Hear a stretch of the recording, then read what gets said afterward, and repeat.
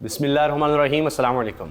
सानिया भावल नगर के तनाजुर में बड़ी बड़ी गिरफ्तारियां हो गई हैं, बड़ा एक्शन लिया गया है, मुकदमात दर्ज हैं, कौन कौन गिरफ्तार हुआ है और अब क्या किया जा रहा है और इसके बारे में किसको कसूरवार ठहराया जा रहा है, उस पर हम तफसील से बात करेंगे। इसके अलावा जनाब, लावा अब मजीद कहाँ फटने वाला है, यह भी बड़ी दिलचस्प खबर है, वो हम आपसे शेयर करेंगे। और इमरान खान साहब के साथ जो अफसोसनाक वाक़या पेश आया जेल में, कोई सोच नहीं रहा था, कोई नहीं सोच रहा था कि यहाँ तक जेलर या जेल हुकाम या हुकूमत, मरियम नवाज साहिबा, ये सब लोग या वफाकी हुकूमत इस हद तक गिर सकते हैं।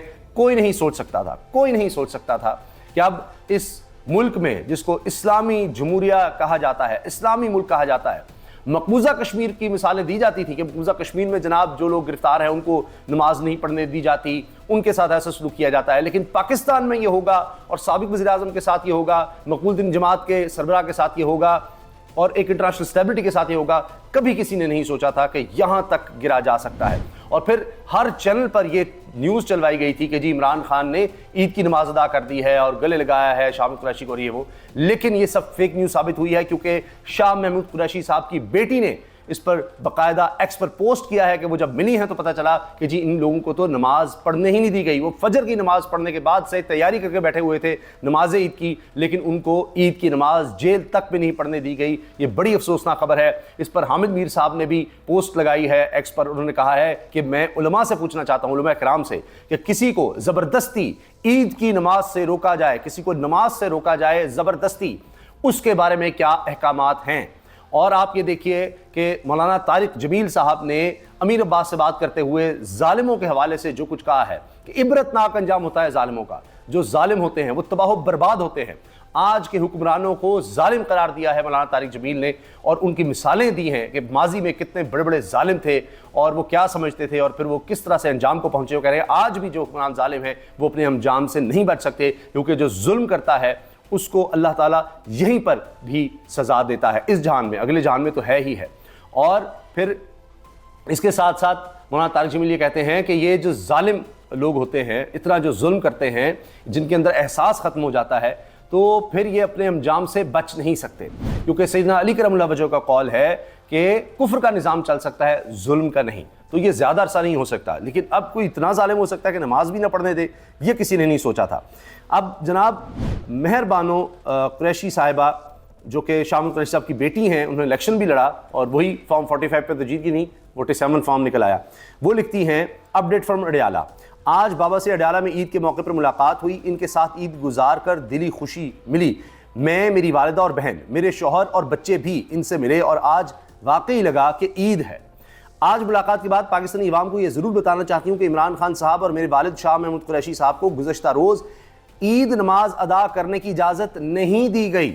वो दोनों फजर से उठे हुए थे, तैयार भी थे, मगर इनको ईद की नमाज अदा करने की इजाज़त नहीं दी गई, क्योंकि शायद रियासत पाकिस्तान का दिल इतना बड़ा नहीं है।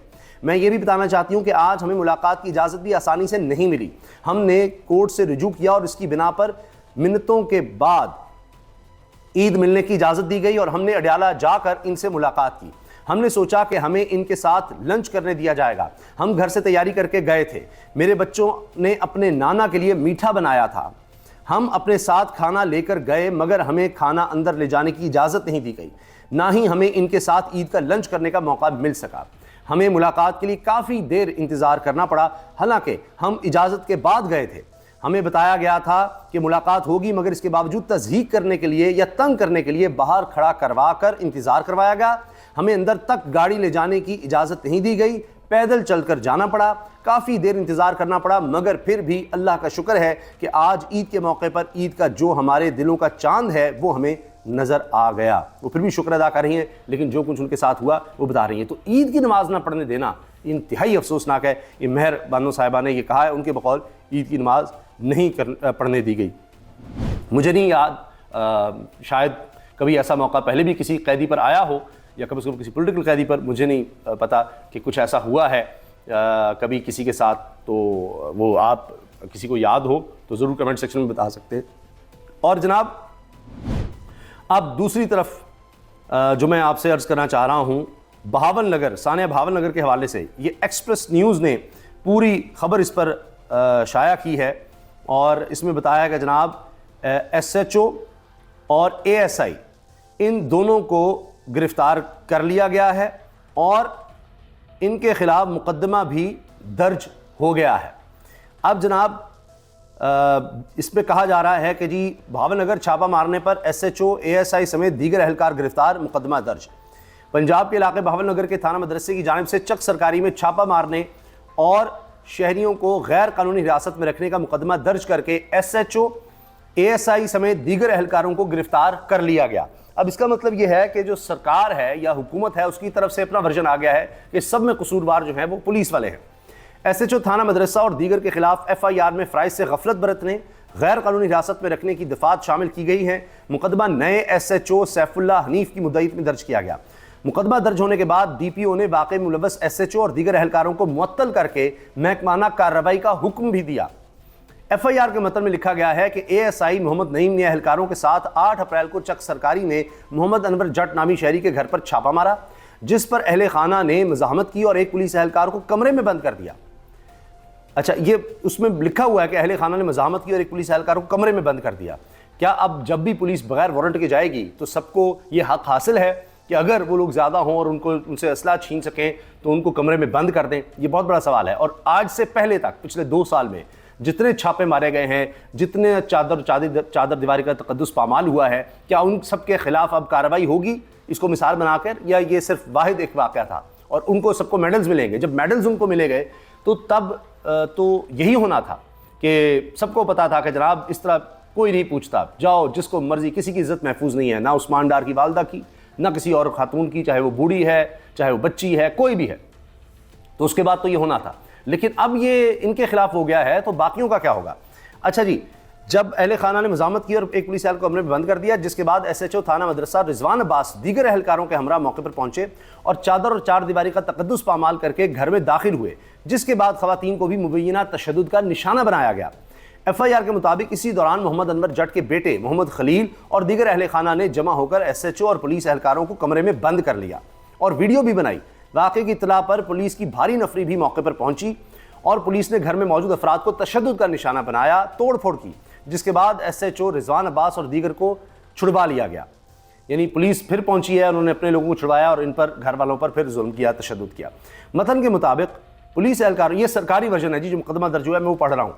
मतन के मुताबिक पुलिस एहलकारों ने मोहम्मद अनवर जट, इसके बेटे आर्मी मुलाजिम मोहम्मद खलील, एंटी नारकोटिक्स मुलाजिम मोहम्मद इदरीस और दीगर को गिरफ्तार करके थाना मदरसा मुंतकिल किया और आर्मी एहलकार, खवातीन समेत 23 अफराद के खिलाफ मुकदमा दर्ज कर लिया। इस दौरान हिरासत में पुलिस ने मुबैना तौर पर आर्मी के मुलाजिम खलील, इसके भाई इदरीस, वालिद अनवर और दीगर को तशद्दुद का निशाना भी बनाया और गिरफ्तार अफराद में से किसी को भी अदालत में पेश नहीं किया।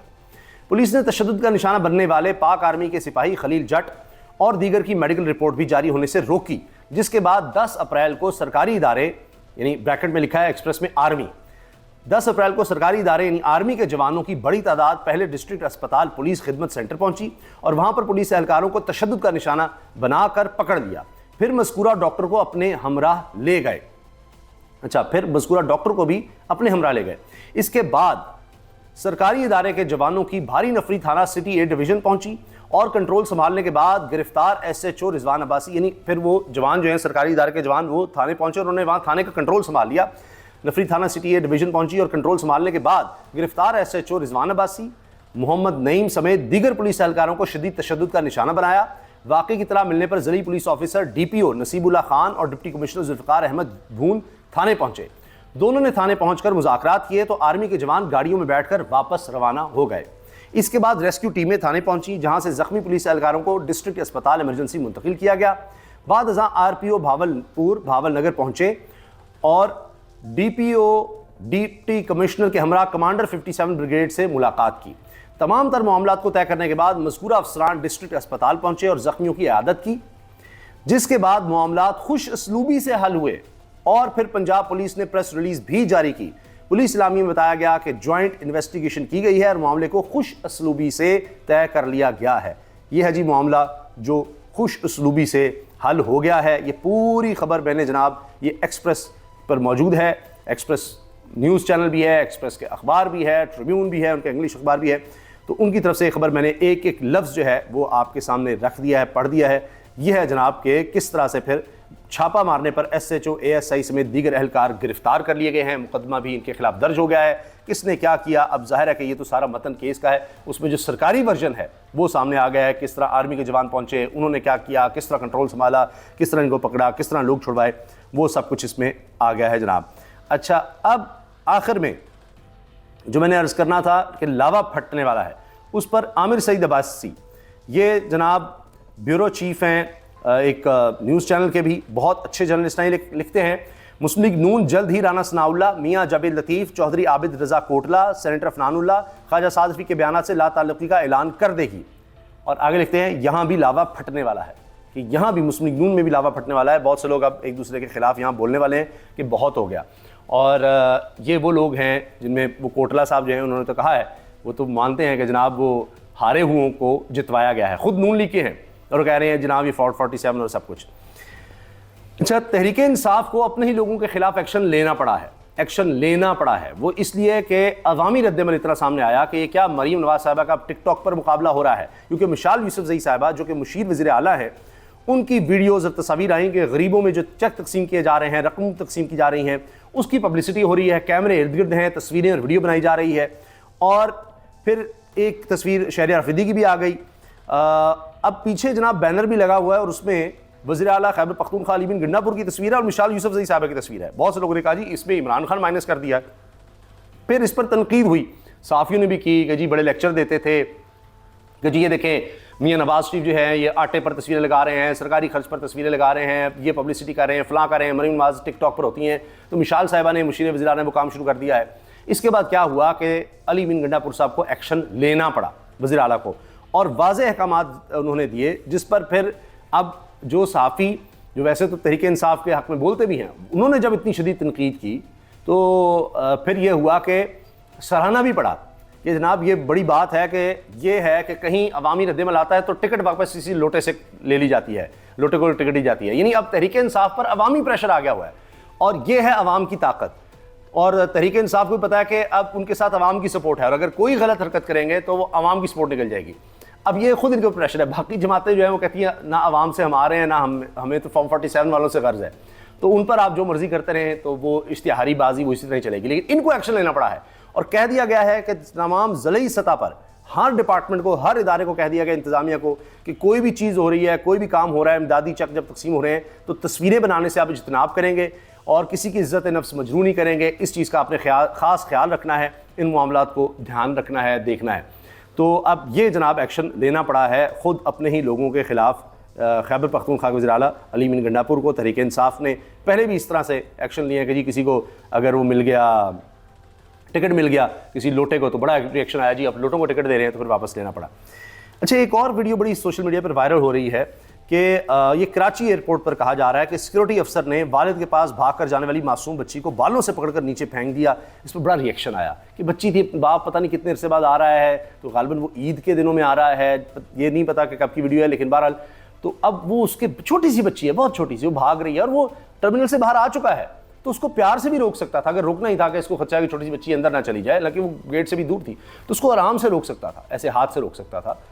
लेकिन उसके बाल खींच के उसको ऐसे पटका है कि अल्लाह ताला माफ़ करे। हमारे यहाँ रहम ख़त्म हो गया है, तो जो रहम नहीं करता उस पर रहम नहीं किया जाता। हमारा दीन हमें ये सिखाता है। तो जनाब बड़ी ये दिल खराश वीडियो है, क्योंकि ये हम देख रहे हैं इस वक्त इदारों की वैसी इज्जत नहीं रहेगी। ये पुलिस का जो हाल हुआ है, सारे इदारों का जो हाल हो चुका है इस वक्त, तो उसमें ये अब एयरपोर्ट सिक्योरिटी वाले भी जनाब कहाँ पीछे रहेंगे। तो ये रहम हमारे यहाँ से ख़त्म हो गया है। अल्लाह ताला हमें हिदायत दे।